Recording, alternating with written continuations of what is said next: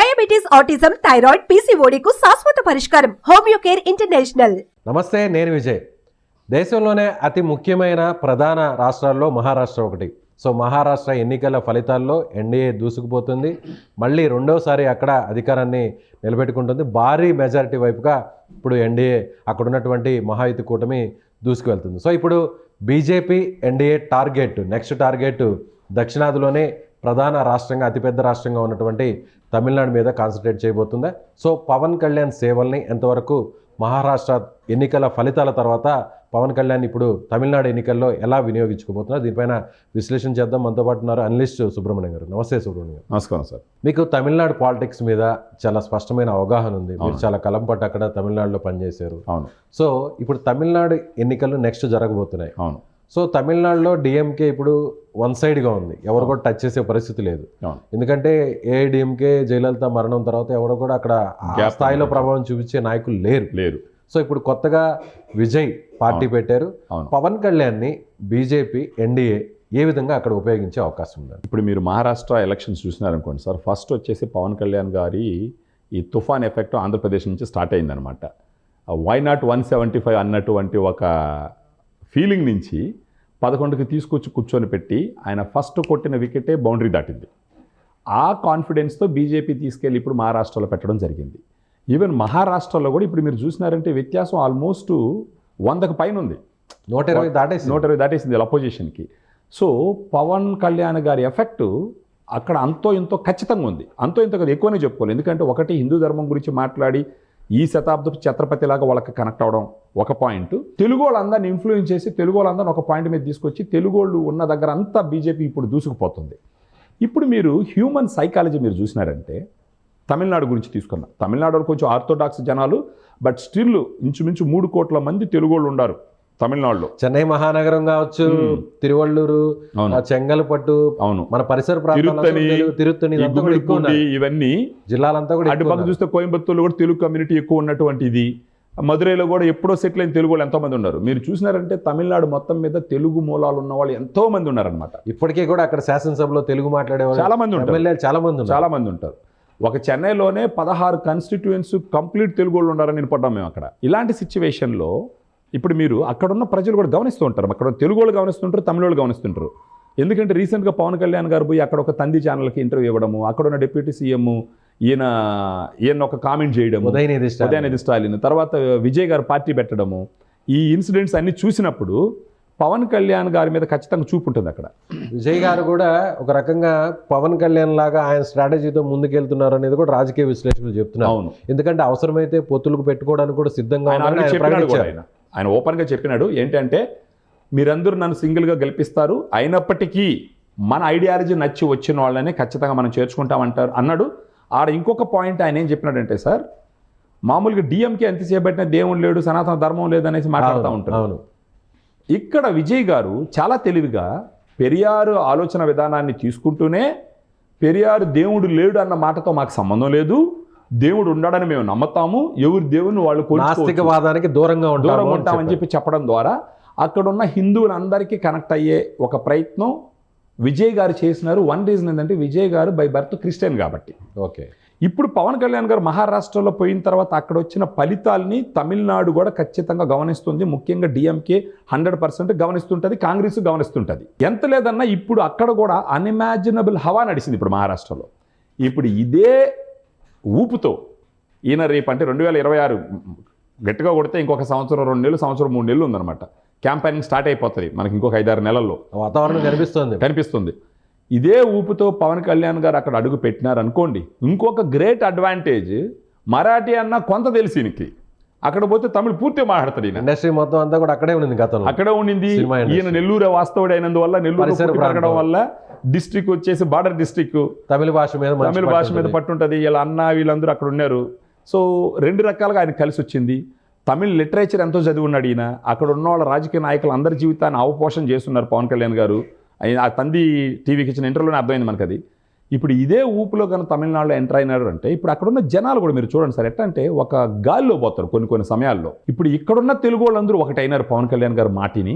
మనం ఎందుకు అవ్వకూడదు అని ఆలోచన వస్తే దానికి నిదర్శనం రీసెంట్గా తెలుగు సంఘాలకు సంబంధించిన వాళ్ళందరూ అమరావతికి వచ్చి ఆయన కలిసేసిపోయినారు పవన్ కళ్యాణ్ గారిని. కానీ అక్కడ సుబ్రహ్మణ్యం గారు ద్రవిడవాదం ఎక్కువ కనిపిస్తుంది తమిళనాడులో. అవును. కానీ అలాంటి పరిస్థితుల్లో పవన్ కళ్యాణ్ గారిని ఎంతవరకు అక్కడ యాక్సెప్ట్ చేసే అవకాశం ఉంది? ద్రవిడవాదం కొంతవరకు చెప్పాలంటే ఇప్పుడు కొంచెం అవుట్డేటెడే సార్. ద్రవిడవాదం ఎవరెవరికి పనికొచ్చింది అంటే జయలలిత గారికి పనికొచ్చింది, ఎంజీఆర్ గారికి పనికొచ్చింది, తర్వాత కరుణానిధి గారికి పనికొచ్చింది. ఆ కరుణానిధి గారి తర్వాత కొంతవరకు ఇప్పుడున్న డిఎంకేకి పనికొచ్చింది, స్టాలిన్కి పనికొచ్చింది. ఇప్పుడు ఏంటంటే సార్ ఇప్పుడున్న జనరేషన్ మారింది. ఇప్పుడు తమిళనాడులో ఉన్న జనరేషన్ మారింది. ద్రవిడవాదం అంటేనే క్లారిటీ లేని వాళ్ళు ఎంతోమంది ఉన్నారు ఇప్పుడు. ఆ జనరేషన్ అంటే ద్రవిడవాదం గురించి అవగాహన ఉంది కాబట్టి ఉండింది. సో అది అంతగా వర్కౌట్ కాకపోవచ్చు ఇప్పుడు. ఇంకోటి ఏంటంటే ఏఐడిఎంకే హార్డ్ కోర్ ఓటర్స్ ఎలాగో అక్కడే ఉంటారు. కొంచెం గోడ మీద పిల్లులాగా ఉన్న అటు ఇటు మారేదానికి అవకాశాలు. ఆ గోడ మీద పిల్లుగా ఉన్న ఓటర్స్ డిఎంకేకు పోకుండా ఉండడానికి ఇప్పుడు విజయ్ గారు పార్టీ పెట్టినారు. ఇప్పుడు విజయ్ గారికి స్వతహాగా ఫిల్మ్ స్టార్గా ఆయనకు ఉన్నటువంటి చరిష్మా ఒకటి, ఆయన వచ్చి నాన్ కాంట్రవర్షియల్ పర్సన్ కొంచెం విజయ్ గారు, అది ఒకటి ఉంది. ఇప్పుడు పవన్ కళ్యాణ్ గారు కూడా ఫిల్మ్ ఇండస్ట్రీకి కనెక్ట్ అయినటువంటి ఒక వ్యక్తి. కొంచెం సిమిలారిటీస్ అలాగే కనిపిస్తాయి ఇద్దరు కూడా. అవును, విజయ్ గారికి పవన్ కళ్యాణ్ గారికి. అవును, ఇద్దరు కూడా ఒక స్టార్ హీరోలు, స్టార్ ఇమేజ్లో ఉంటుంది. అంటే పవన్ స్ట్రైట్గా ఉంటారు కానీ ఒక జనాలకి మేలు చేయాలా అనే దాంట్లో వచ్చేసి పవన్ కళ్యాణ్ గారు ఎక్కువ ఉంటారు. ఆయన సొంత డబ్బులు కూడా ఖర్చు పెడతారు. సో ఇప్పుడు ఆయన రాజకీయాలకు వచ్చినారు కాబట్టి బహుశా విజయ్ గారు కూడా చేస్తారేమో. ఒకప్పుడు చేసినారు, వాళ్ళ ఫ్యాన్స్ సంఘం వచ్చేసి ఒక పెద్ద డ్రైవ్ చేస్తున్నారు పిల్లలకి బుక్స్ ఇవ్వడానికి, పెన్నులు ఇవ్వడానికి. ఇప్పుడు ఇదే ఫ్లేవర్తో ఇప్పుడు ఇక్కడ వచ్చిన ఊపుతో కానీ తమిళనాడులో ఎంటర్ అయితే మొత్తం మీద మీరు ఒక పాయింట్ చూడాలా. ఇప్పుడు పవన్ కళ్యాణ్ గారు 2 అస్త్రాలు తీసుకొని పోతున్నారు. ఒక బ్రహ్మాస్త్రం, ఒక శివాస్త్రం, ఇంద్రాస్త్రం ఏదో అనుకోవచ్చు. ఇప్పుడు ఏంటంటే ఒకటి వచ్చేసి హిందూ ధర్మం, రెండోది వచ్చేసి తెలుగోళ్ళు. అవి 2 మహారాష్ట్రలో వర్కౌట్ అయినాయి ఇప్పుడు. ఇప్పుడు ఇదే ఆలోచనతో తమిళనాడులో ఎంటర్ అయినాడంటే ఖచ్చితంగా తమిళనాడులో తెలుగోళ్ళకి రీసెంట్గా కస్తూరి ఒక రవ్వ గుడ్డగాల్చిన ఎత్తినేయడంతో తెలుగోళ్ళందరూ ఒక రవ్వ సంఘటితం అయిపోయినారు. ఒక్కసారిగా తెలుగు ఫీలింగ్ వచ్చేసింది. మరి ఈ మనిషి తెలుగు కూడా చెప్పింది, అయినా కూడా కేసులు వదలలేదు. అంటే అక్కడ ఉన్నోళ్ళు ఆ విధంగా ఉంటారనమాట తెలుగోళ్ళు. ఇప్పుడు ఆ తెలుగుతనాన్ని తట్టి లేపింది ఆమె, తెలుసో తెలియకో. ఎంత లేదని ఇప్పుడు ఈ ఇన్సిడెంట్లు, కస్తూరి గారి ఇన్సిడెంట్లు, వీళ్ళందరూ తెలుగోళ్ళు అందరూ ఒక లైన్లోకి వచ్చి ఉంటారు, మీటింగ్లు పెట్టుకుంటారు. రేపు మన తెలుగోళ్ళు ఈ మనిషి అవమానించింది అని చెప్పేసి ఆ తెలుగు వాసన మొదలైంది ఒక రవ్వ. సో అందుకే డిఎంకే వెంటనే పోలీసుల ద్వారా అరెస్ట్ చేసింది. ఎక్కడ ప్రమాదం వస్తుందో తెలుగు వాళ్ళ నుంచి అని. అయినప్పటికీ ఒక్కసారిగా తెలుగుతనం తట్టి లేపింది కదా, ఆ తెలుగు అన్న ఫీలింగ్ వస్తుంది. ఇప్పుడు ఇదే సమయంలో పవన్ కళ్యాణ్ గారు ఇప్పుడు పోయి అక్కడ దిగినారంటే ఆ తెలుగు ఫీలింగ్ ఇంకా వస్తుంది. దానికే ఉదాహరణ అక్కడి నుంచి తెలుగు సంఘాలు వచ్చి ఈయన గెలవడం. ఇప్పుడు ఈయన అక్కడికి వెళ్ళి ఖచ్చితంగా ఇప్పుడు విజయ్ గారికి చూసిన, ఏఐడిఎంకేకి చూసిన, పవన్ కళ్యాణ్ గారికి చూసిన, బీజేపీకి చూసిన ఒకరే శత్రువు డిఎంకే. ఇప్పుడు ఆ డిఎంకేలో ఇప్పుడు కూడా లీడర్షిప్ క్రైసిస్ వస్తుంది. విజయ్ గారు ఒక కామెడీ చేసినాడు ఒక మీటింగ్లో, చాలా కామెడీ, చాలా బాగా. అది చిన్నగా వైరల్ అవ్వాలి ఆ డైలాగు. ఏంటంటే ఒక చిన్నపిల్లోడు ఉంటాడు, చిన్నపిల్లోడికి నాన్న కుర్చీ కూర్చోవాలని ఆశ ఉంటుంది, ఉదయనిధి స్టాలిన్ నాన్న షర్ట్ వేసుకోవాలని ఆశ ఉంటుంది, నాన్న గడియారం పెట్టుకోవాలని ఆశ ఉంటుంది. కానీ ఆ చిన్నపిల్లడికి తెలియని విషయం ఏంటంటే నాన్న కుర్చీలో ఈ కుర్రాడు కూర్చుంటే బాగుండదని, నాన్న షర్ట్ వేసుకుంటే దొడదలని ఉంటుందని, అది వాచ్ చేసుకుంటే అది ఫిట్ కాదని ఆ కుర్రాడికి తెలియదు. కానీ అవన్నీ అతనికి సంబంధం లేదు. కారణం ఏంటంటే మా నాన్న. సో మా నాన్నది నేను వేసేసుకుంటా, మా నాన్న కుర్చీ అంటే నాది అనే ఆలోచనలో ఉన్నాడని చెప్పేసి ఉదయానిధి స్టాలిన్ని డైరెక్ట్గా టార్గెట్ చేసి ఆయన చేసినటువంటి ఒక డైలాగు భయంకరంగా వైరల్ అయింది. అది ఫస్ట్ అయితే మంత్రివర్గంలో తీసుకోలేదు, ఎమ్మెల్యే గెలిచిన వెంటనే కొన్ని రోజులు పక్కన పెట్టారు. ఆ తర్వాత నేరుగా తీసుకొని ఇప్పుడు ఏకంగా డిప్యూటీ సీఎం పదవి ఇచ్చేశారు. అవును, అంటే ఇంక వాళ్ళ పార్టీ కాబట్టి ఇస్తారనుకోండి. ఇప్పుడు ఈ సమయంలో ఒక పక్క విజయ్ గారి పవరు, ఆయనకి స్టార్ ఇమేజ్ ఓ రేంజ్లో ఉంది. డిఎంకే మీద ఫ్రస్ట్రేషన్ కూడా ఉంది అక్కడ ఉంది జనాలకి. రీసెంట్గా డిఫెండర్ కార్లు కొని కూడా ఏదో ఒక పెద్ద స్కామ్లో ఇరుక్కున్నారు వాళ్ళు.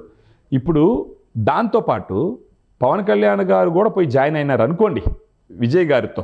ఒకవేళ బీజేపీ ఇది మీరు చెప్పేది, బీజేపీ లాస్ట్ టైం ఎన్నికల్లో బీజేపీ అక్కడ సపరేట్ గా పోయినారు. అవును. సో ఇప్పుడు అన్నా డిఎంకే బీజేపీ కలిసే పరిస్థితి లేదంటారా? మళ్ళీ ఇప్పుడు ఒకవేళ సార్ ఇప్పుడు 2 రకాలు. ఇప్పుడు ఒకవేళ అన్నా డిఎంకే ప్రభావం పెద్దగా ఉండే అవకాశం లేదు. పన్నీర్ సెల్వం, పళనిస్వామిని అక్కడ పట్టించుకునే పరిస్థితి. ఆ గ్యాప్ను ఫిల్ చేయడానికే పవన్ కళ్యాణ్ గారిని అక్కడ పంపించినారు సార్. ఓకే, ఆ గ్యాప్ను ఫిల్ చేయడానికే పవన్ కళ్యాణ్ గారు అక్కడ పోయింది. అంతకుముందు ఉన్నది 2 ప్రధాన పార్టీలు, డిఎంకే, అన్నా డిఎంకే. వేరే పార్టీ లేదు విజయ్ గారు చెప్పేంత వరకు. చిన్న చిన్న పార్టీలోనే పెద్ద ప్రభావితం. కమల్ హాసన్ గారి పార్టీని కూడా పెద్ద పట్టించుకోలేదు, ప్రభావితం చేయవు. విజయకాంత్ గారి పార్టీ గతంలో ఉన్నది కానీ రీసెంట్ గా పోయిన తర్వాత పెద్దగా లేదు. అది ఉన్నారు, ఇప్పుడు కూడా ఉన్నారు కానీ అన్ని దగ్గర పోటీ చేసినారు కదా, గెలవలేదు వాళ్ళు. ఇప్పుడు ఆ పార్టీ కూడా విజయ్ని కలుస్తుంది ఖచ్చితంగా. ఇప్పుడు పవన్ కళ్యాణ్ గారు అక్కడ పోయిందే గ్యాప్ ఉన్న ఏఐడిఎంకేని ఫిల్ చేయడానికి. ఇప్పుడు దానితో పాటు ఖచ్చితంగా ఈయన శత్రువు కూడా, విజయ్ గారి శత్రువు కూడా డిఎంకే. ఇప్పుడు ఖచ్చితంగా విజయ్ గారు ఏఐడిఎంకే ఒకటి అయిందంటే పవన్ కళ్యాణ్ గారు బీజేపీ విజయ్ గారితో కలిసినట్టే. వీళ్ళందరూ కలిసి పోయినారంటే పవన్ కళ్యాణ్ గారి చరిష్మా మళ్ళా వర్కౌట్ అయ్యి అక్కడున్న విజయ్ గారి చరిష్మా మళ్ళా వర్కౌట్ అయితే ఖచ్చితంగా డిఎంకేని నేల గర్పిస్తారు. సో డిఎంకేకి పవన్ కళ్యాణ్కి ఆల్రెడీ వైరుధ్యం నడుస్తుంది అనుకోవచ్చు. ఎప్పటి నుంచో డైరెక్ట్ గా టార్గెట్ చేశారు కాబట్టి వాళ్ళే ఈయన గెలుక్కున్నారు సార్ లోపలికి. ఏమన్నా అవసరం పవన్ కళ్యాణ్ గారు సనాతన ధర్మం గురించి మాట్లాడితే సైలెంట్గా ఉండకుండా వెయిట్ అండ్ సీ అన్నాడు ఆ క్యాండిడేట్. వయసులో ఏమి అంటే వయసు లేదు కదా, చిన్న వయసు అన్నాడు, చిన్న వయసు కదా, ఆవేశం ఉంటుంది కదా, అలా అన్నాడు. ఈయన పవన్ కళ్యాణ్ గారు ఆ దెబ్బతో పోయి అక్కడ కూర్చున్నాడు. విజయ్ గారు స్టార్ట్ అయినారు. ఖచ్చితంగా డిఎంకే పెద్ద దెబ్బ పడతారు సార్, నో డౌట్. ఈ ఊపు కూడా అక్కడ ప్రజల మైండ్ సెట్ని ప్రభావితం 100% చేస్తుంది. అరే పవన్ కళ్యాణ్ గారు అక్కడ పోతే హిందూ ధర్మం అని చెప్పి మన తెలుగోళ్ళ గురించి మాట్లాడితే అక్కడ బీజేపీ వచ్చింది, అక్కడ తెలుగోళ్ళు అందరూ ఒకటైనారు, మన తెలుగోళ్ళు ఎందుకు ఒకటి కాకూడదు అని ఖచ్చితంగా తమిళనాడు రాజకీయాలని శాసించే స్థాయికి తెలుగోళ్ళు అక్కడ తయారవుతారు. దానికి నాయకత్వం ఖచ్చితంగా పవన్ కళ్యాణ్ గారు వహిస్తారు. దాని వెనకాల బీజేపీ ఉంటుంది. ఈ ఇన్ఫ్లుయెన్స్ చూసినట్టంటే విజయ్ గారు కూడా వీళ్ళతో కలిసేదానికి అవకాశాలు ఉన్నాయి. ఎందుకంటే ఇప్పుడు వీళ్ళందరూ ఒకటైనారంటే విజయ్ గారు కూడా గెలవాలి కదా. ఇప్పుడు ఆయన ఒంటరిగా పోతే నేను గెలవలేను అనుకున్నాడంటే ఖచ్చితంగా డిఎంకేతో కలవడు. సో వైసీపీకి వ్యతిరేకంగా అంటే వ్యతిరేక ఓటు చీలకుండా ఏ విధంగా అయితే ఏపీలో అక్కడ డిఎంకే వ్యతిరేక కూటమి చీలకుండా ఖచ్చితంగా బీజేపీ పవన్ కళ్యాణ్ గారి ద్వారా బీజేపీ విజయ్ పార్టీ ఏఐడిఎంకే ఈ మూడు కలుస్తాయంట. అవి మూడు కలిసినాయంటే ఖచ్చితంగా డిఎంకేకి అడ్రస్ ఉండదు. దానికి ఇప్పుడు స్టాలిన్ గారు కూడా వయసు అయిపోయింది. ఈ ఉదయనిధి స్టాలిన్ అంత గొప్పగా ఓన్ చేసుకోరు. ఉదయనిధి స్టాలిన్ ఒక పక్క నిలబడి ఫర్ ఎగ్జాంపుల్ విజయ్ పవన్ కళ్యాణ్ గారు ఏఐడిఎంకే బ్యాక్ నుంచి బీజేపీ సపోర్టు ఎక్కడ తట్టుకోగలరు సార్ వాళ్ళు? ఛాన్స్ లేదు. నేరుగా జనసేన అక్కడ పోటీ చేసే పరిస్థితి ఉందంటారా? జనసేన పోటీ చేయకపోవచ్చు సార్, ఎందుకంటే జనసేన పోటీ చేస్తే మన ఓట్లు చెల్తాయి. ఓకే, సో జనసేన పోటీ చేయకపోవచ్చు. సో పవన్ కళ్యాణ్ ద్వారా బీజేపీ అనేది అక్కడ పోటీ చేసే పరిస్థితి ఉంటుంది. ఉంటుంది. ఒకవేళ బీజేపీ డైరెక్ట్గా పోటీ చేయకపోయినా కూడా, ఎందుకంటే కొన్ని ప్రజల రెస్పాన్స్ చూసి ఒకవేళ ప్రజలు కానీ బీజేపీని ప్రజలు ఒక వ్యతిరేకిస్తారు. అక్కడ సౌత్ సైడ్ తక్కువ ఏపీ అది గమనించిందంటే బీజేపీ వాళ్ళకి ఇంటెలిజెన్స్ ఉంటుంది కదా సార్, ఆ రిపోర్ట్స్ అంతా తెప్పించుకుంటారు. అది గమనించినారంటే ఏం చేస్తారు, బీజేపీ బ్యాక్ ఎండ్ లో చేరుతుంది. బ్యాక్ ఎండ్ లో ఉండి విజయ్ పార్టీని పవన్ కళ్యాణ్ గారి ముందు ఏఐడిఎంకే కలుపుతుంది. వీళ్ళు ముగ్గురు కలిసారంటే డిఎంకేని దెబ్బేస్తారు గ్యారంటీగా. సో పవన్ కళ్యాణ్ కూడా ఒక రకంగా ఆయన కూడా వెనకుండి ఈ రెండు పార్టీలు ముందుకు తీసుకు ఒక రకంగా కాదు sir, he will become instrumental అక్కడ. ఓకే, ఖచ్చితంగా ఇప్పుడు ఎట్టయితే మహారాష్ట్రలో ఆయన ఇంపాక్ట్ చూపించినాడో అక్కడ ఇప్పుడు ఫర్ ఎగ్జాంపుల్ పవన్ కళ్యాణ్ గారు వెళ్ళలేదు అనుకుందాం, ఏఐడిఎంకే సపరేట్గా పోటీ చేసింది, విజయ్ గారు సపరేట్గా పోటీ చేసినారు, డిఎంకే సపరేట్ పోటీ చేసినారు, మన ముగ్గురులో హంగ్ వచ్చే అవకాశాలు ఉంటాయి. ఓట్లు చీలిపోతాయి. ఎందుకంటే అది డిఎంకేకి అడ్వాంటేజ్గా మారుతుంది. డిఎంకేకి అడ్వాంటేజ్గా మారుతుంది. అది గమనించినారు వీళ్ళు. అందుకే పవన్ కళ్యాణ్ గారు అక్కడ ఎంటర్ అయినారు. సో విజయ్కు కూడా వేరే ఆప్షన్ లేదు, వీళ్ళతో కలుపుకొని పోవడమే ఉత్తమం. లేకపోతే మళ్ళీ విజయ్ గారు కూడా పవన్ కళ్యాణ్ గారు లాగా 15 సంవత్సరాలు వెయిట్ చేయాల్సి వస్తుంది.